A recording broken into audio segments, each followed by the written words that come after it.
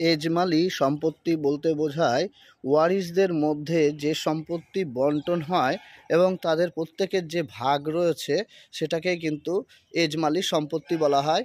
যদি বন্টন না হয়েও থাকে, যদি একভাবে পুরো জমিটা সমগ্রভাবে থাকে, সেটাকেও এজমালি সম্পত্তি বলে।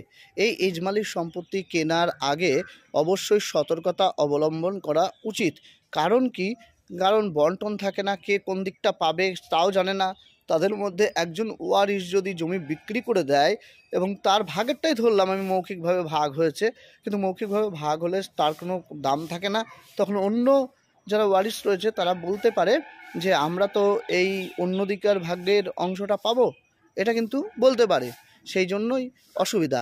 তবে এজমালির যে সম্পত্তি, সেই সম্পত্তি আগে নিবন্ধন হয়েছে কিনা বা রেকর্ড হয়েছে কিনা বা একটা বন্টন বা বাটোয়ারা দলিল হয়েছে কিনা, এগুলো দেখে নেওয়া প্রয়োজন।